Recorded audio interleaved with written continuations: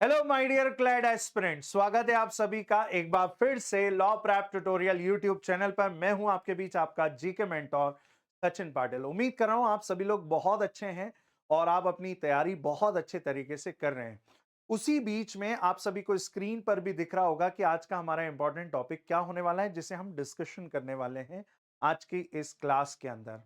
एक international relationship conflict का मुद्दा फिर से हमें देखने को मिल रहा है, जो हमारे एग्जाम पॉइंट ऑफ व्यू से इंपॉर्टेंट हो सकता है, उसके स्टैटिक और उसके प्रेजेंट सिनेरियो से रिलेटेड। हम बात कर रहे हैं हमारे नेबर कंट्रीज को लेकर के एक कॉन्फ्लिक्ट, जिसको लेकर के एक अपडेट ये आ रहा है कि पाकिस्तान ने ओपन वॉर अनाउंस कर दिया है in the against of Afghanistan. ठीक है, बिल्कुल सही सुना आपने, और आप लोग भी इस न्यूज को देख रहे होंगे, सुन रहे होंगे, तो इससे रिलेटेड हम चीजों को डिस्कशन कर लेते हैं। Open war between Pakistan and Afghanistan, ठीक है, इसे स्टार्ट किया जा चुका है, क्योंकि ये अभी तक बातें आ रही थी, ये क्लेम किया जा रहा था अफगानिस्तान की तरफ से कि उन्होंने पाकिस्तान के ऊपर अटैक किया है बॉर्डर के पास जाकर के। इवन ये तक बताया गया कि इस्लामाबाद तक अटैक किया गया है, जो कि बहुत बड़ी खबर है, बहुत बड़ी बात है कि किसी देश की कैपिटल तक पहुंच जाना और वहां पे बंकर्स को डिस्ट्रॉय करना और कई सारे सोल्जर्स को मार देना। उसी तरीके से पाकिस्तान के तरफ से भी ये अपडेट आ रही है कि उन्होंने काबुल और कांधार के पास में जाकर के अटैक किया है और वहां पे कई सारे सोल्जर्स को मार गिराया है। इसी बीच को लेकर के यहां पे चर्चा हो रही है। अच्छा, जो ऑपरेशन पाकिस्तान ने चलाया है, उस पाकिस्तान के ऑपरेशन का नाम है गजब लिल हक, जिसको बोलते हैं रेथ ऑफ द जस्टिस या ट्रुथ। ये आपको ध्यान में रखना है, क्योंकि ये एग्जाम में पूछा जा सकता है। तो Pakistan declare open war after strikes on the Afghanistan, और कई सारी एयर स्ट्राइक जो है वो की जा रही है, क्योंकि अफगानिस्तान के पास में फाइटर प्लेन तो है नहीं, ना ही उनके पास में कोई ऐसे इक्विपमेंट्स हैं जिसकी तरफ से अटैक जो है, एयर स्ट्राइक जो है वहां से की जा सकती है। लेकिन अफगानिस्तान ये कोशिश कर रहा है कि वो ड्रोन, छोटे छोटे ड्रोन्स के थ्रू पाकिस्तान के मिलिट्री कैंप्स पर, मिलिट्री बंकर्स के ऊपर वो क्या कर रहा है, अटैक कर रहा है। ये इसमें हमें जानने को मिल रहा है, देखने को मिल रहा है। इसी के जवाबी कार्रवाई में पाकिस्तान ने भी ओपन वॉर डिक्लेयर कर दिया है। लेकिन अभी ये भी चर्चाएं निकल करके आ रही है कि रशिया और चाइना जैसे देशों ने अफगानिस्तान और पाकिस्तान को यह कहा है कि प्लीज अपनी इस कॉन्फ्लिक्ट को खत्म कर दें, वॉर को खत्म कर दें। वहीं पे कतर और टर्की की तरफ से भी यही कहा जा रहा है कि आप दोनों म्यूचुअल अंडरस्टैंडिंग के बेसिस पे यहां पे इस वॉर को क्या कर दें, रोक दें। ठीक है, इससे किसी का भी फायदा नहीं है, नुकसान है। अब ये चीजें निकल करके आ रही हैं कि कोर इश्यूज क्या है इस चीज को लेकर के। तो एक ग्रुप आप देखेंगे, मतलब ये पाकिस्तान का कहना है कि जो अफगानिस्तान तालिबान है वहां पर एक ग्रुप आपको देखने को मिलेगा, जिसे कहा जाता है तहरीक तालिबान पाकिस्तान।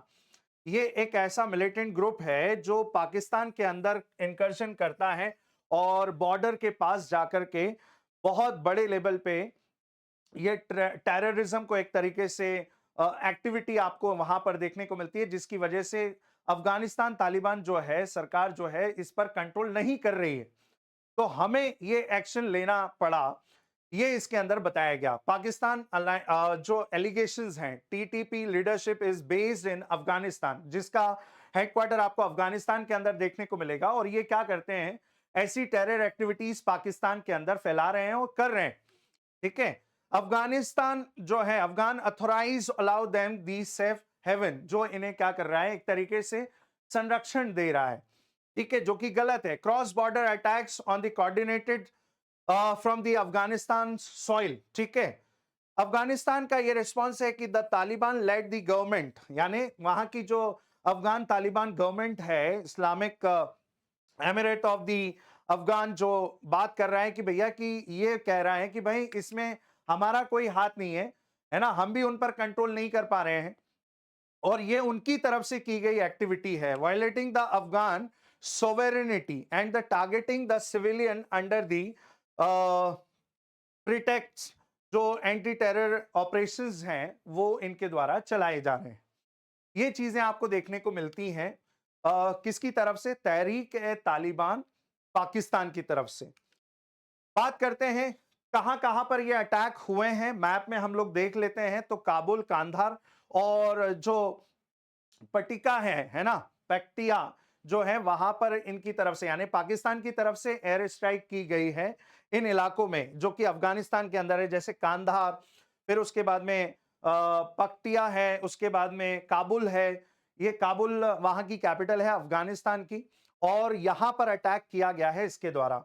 इसके अलावा जो अफगानिस्तान की जो टीटीपी है उसके द्वारा यहां पर यानी इस्लामाबाद के ऊपर अटैक करना और उसके आसपास के इलाकों पे अटैक करना, ये इनके द्वारा किया गया है, जिसको लेकर के ये कॉन्फ्लिक्ट आपको मिलेगा। और खास करके एक पास जो है, जो बड़ा चर्चा में रहता है दोनों के बीच में, जिसे खैबर पख्तूनख्वा कहा जाता है, यहां पर आपको देखने को मिलेगा कौन से वाले रीजन में? हिंदू कुश माउंटेन रीजन में।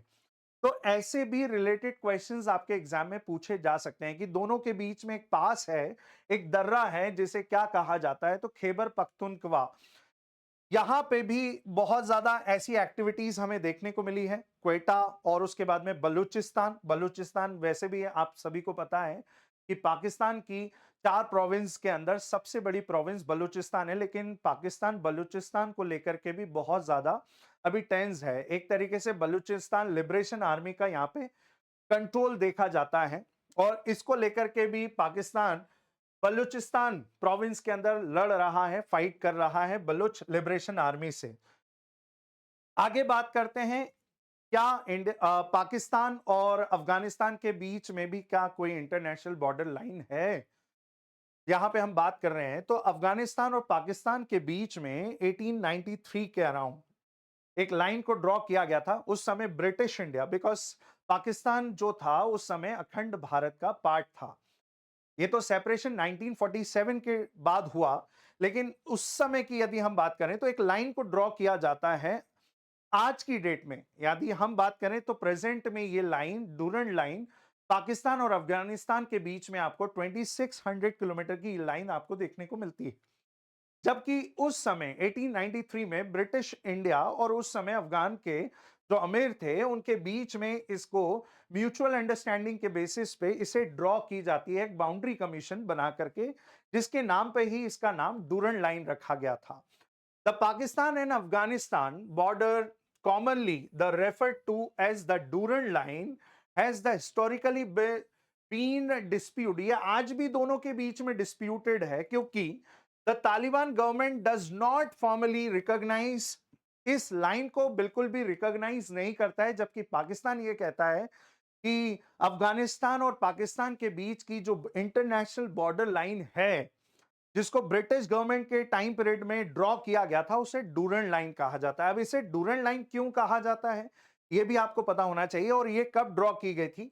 1893 the Durand line was drawn between the British India and the Afghanistan by sir Henry Mortimer Durand. इनकी लीडरशिप में एक बाउंड्री कमीशन बनाया जाता है और इस लाइन को ड्रॉ किया जाता है। Then the foreign secretary and the Amir Abdul Rahman Khan of the Afghanistan, इनके बीच में इसे ड्रॉ किया जाता है, और आज इसे पाकिस्तान रिकॉग्नाइज करता है as a international border line, लेकिन अफगानिस्तान इस लाइन को नहीं मानता है। यह आपको ध्यान में रखना है, ठीक है। इसके अलावा एक स्थिति और भी है जो अफगानिस्तान को एक अलग तरीके से रिप्रेजेंट करती है, क्योंकि अफगानिस्तान को the graveyards of the empire भी कहा जाता है, यानी कब्रिस्तान के रूप में भी इसे माना जाता है, क्योंकि कई सारी रियासत ने, कई सारे एम्पायर्स के द्वारा कोशिश की गई कि अफगानिस्तान को अपने कंट्रोल में लिया जाए, लेकिन ऐसा नहीं हो पाया है। ये उसकी ज्योग्राफी की वजह से। यहां पे आपको एक माउंटेन देखने को मिलेगा जिसे हम बोलते हैं हिंदू कुश माउंटेन, और उसके बाद में यहां पर आपको कई सारे वैलीज एरियाज आपको देखने को मिलते हैं। और जिस वजह से एक टाइम था जब यूएसएसआर 1979 के टाइम पीरियड में यहां पर आता है और इस पे अपना कंट्रोल करना चाहता था, लेकिन ऐसा नहीं हुआ 10 साल कोशिश करने के बावजूद भी। वो एक बात अलग है कि अमेरिका और पाकिस्तान ने ऐसी कोशिश पूरी होने भी नहीं दी, लेकिन यहां पे सब लोगों ने यानी ब्रिटिश एम्पायर, अमेरिका अमेरिका ने भी 2001 से 2021 तक कोशिश की कि अफगानिस्तान को अपने कंट्रोल में रखा जाए। 9/11 के अटैक के बाद जब अलकायदा ने अमेरिका के ऊपर अटैक किया, उसके बाद में अमेरिका ने भी अपनी नाटो फोर्स को यहां पे डिप्लॉय किया और बड़े नंबर में डिप्लॉय किया। उसके बावजूद भी 2021 में यहां पे खाली करना पड़ा अमेरिका को भी। इसीलिए इसे ग्रेवयार्ड ऑफ द एम्पायर्स क्यों कहा जाता है? ये इसकी ज्योग्राफी की वजह से इसे कहा जाता है कि कोई भी इसे कंट्रोल नहीं कर पाया है। ठीक है, ये चीजें आपको ध्यान में रखनी है। इसके अलावा ग्लोबल फायर पावर इंडेक्स को यदि हम देखें तो यहां पे आप देखेंगे कि 2026 की रैंकिंग के हिसाब से कौन कितना पावरफुल है। ये वॉर हो भी रही है तो कितना कंपैरिजन यदि हम करें अफगानिस्तान और पाकिस्तान की जो वॉर चल रही है उसमें कौन पावरफुल है आज की कंडीशंस में, तो ग्लोबल फायर पावर ये कहता है जिसमें सारी स्ट्रेंथ को शो किया जाता है।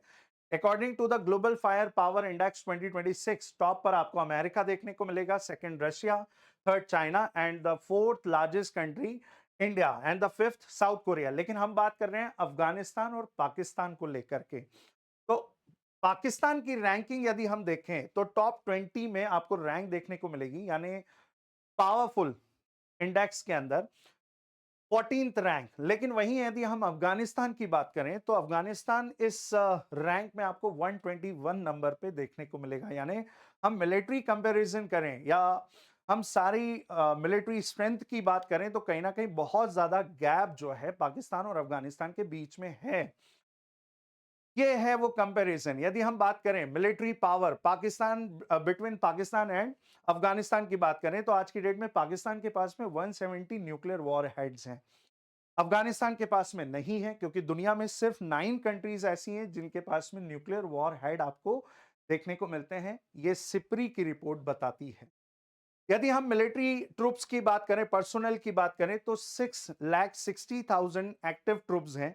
वहीं पे यदि अफगानिस्तान की बात करें तो 1,72,000 एक्टिव ट्रूप्स, यानी यहां पे भी काफी सारा गैप आपको दोनों देशों के बीच में मिलता है। वहीं पे यदि हम एयर पावर की बात करें तो यहाँ पे टैंक्स की बात करें, कॉम्बैट एयरक्राफ्ट की बात करें तो 465 एयर कॉम्बैट हैं, हेलीकॉप्टर्स 260 हैं।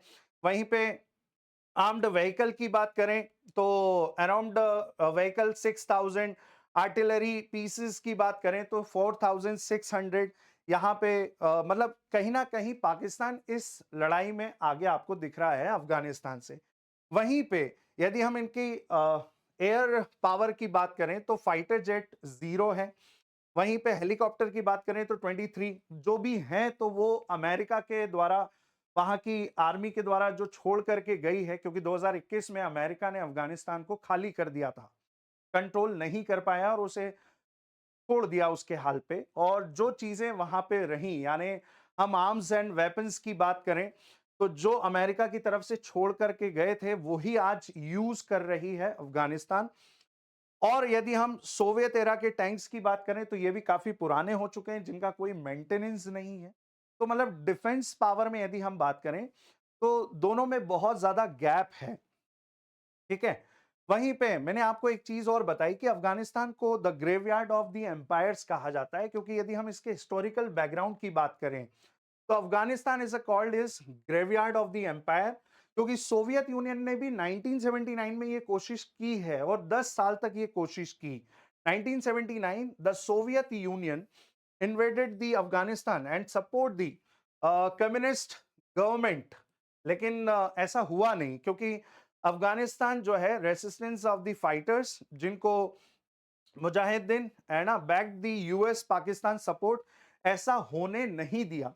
फिर अमेरिका और ब्रिटेन ने भी इस तरीके की कोशिश की और 2001 में अमेरिका के ऊपर क्या हो जाता है, अटैक हो जाता है अलकायदा के द्वारा। और फिर 2001 से लेकर के 2021 तक अमेरिका ने भी काफी कोशिश की और अब ये कोशिश कहीं ना कहीं पाकिस्तान के द्वारा भी की जा रही है। और पाकिस्तान इसमें कितना मतलब हावी होता है या किस तरीके से सारी चीजों को कंट्रोल करता है, ये तो आगे चल करके ही पता चलेगा।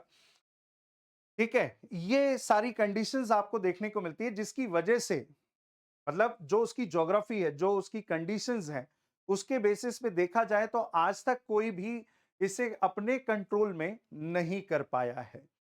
आगे बात करते हैं वहीं पे अब हम इनके बारे में और भी चीजें जान ली जिनसे रिलेटेड एग्जाम में पूछा जा सकता है क्वेश्चन।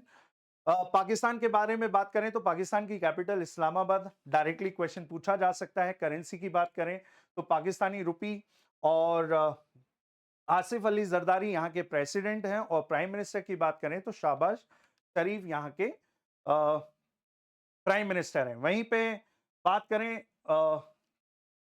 इस्लामिक अमीरात ऑफ अफगानिस्तान की तो यहाँ की कैपिटल क्या है? यहाँ की कैपिटल है काबुल।